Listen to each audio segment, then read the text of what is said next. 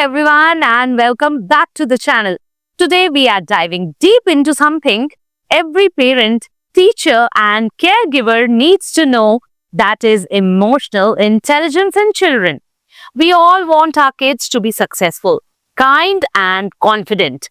But did you know that it's not IQ but EQ? That is emotional intelligence that plays the biggest role in long term happiness and success. So, in this video, I'll break down what emotional intelligence really means, why it matters, and how you can develop it in your children starting today with real life examples and easy strategies you can easily use. So, first, we need to know what is emotional intelligence. Emotional intelligence or EQ is the ability to recognize, understand, express, and manage emotions in yourself and in others. For kids, this could mean understanding that they are angry because someone took their toy, learning how to express that anger without hitting, and recognizing that the other child might also be feeling upset. It's not just about being well behaved, it's about giving your child the tools to handle emotions in a healthy, respectful, and constructive way. Next is why emotional intelligence matters. Children with high EQ tend to do better in school, have stronger friendships, and are more resilient during stressful situations. Let's look at a common example. Imagine a child named Arav. He loses a game and immediately starts crying and yelling, saying it's not fair or I'm never playing again. Now imagine another child, Meera, who also loses the game but says, I feel disappointed. I really wanted to win. Can we play again? The difference here isn't just personality, it's emotional intelligence. One child is overwhelmed by emotions. The other is learning how to name and navigate them. Next is common signs, low versus high EQ. Here are a few signs your child might need support in developing emotional intelligence. First is frequent meltdowns or aggressive behavior. Next is difficulty explaining how they feel. Then comes blaming others often. And after that comes troublemaking or keeping friends. Now, signs of growing emotional intelligence include talking about emotions clearly, showing empathy toward others, bouncing back from disappointments, apologizing and taking responsibility. Remember, every child can build EQ. It's not fixed at birth. So now we'll talk about practical ways to build EQ.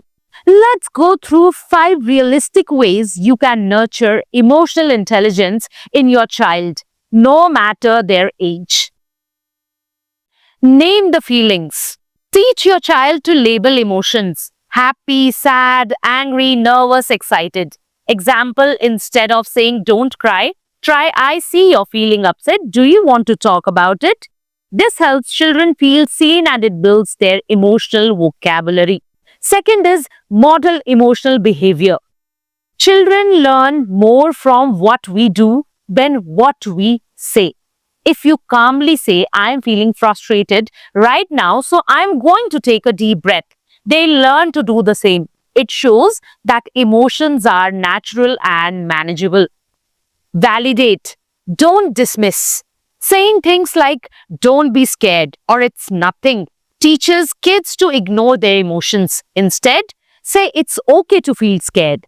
Do you want to hold my hand until you feel better? Validation builds trust and emotional safety. Fourth point is teach problem solving.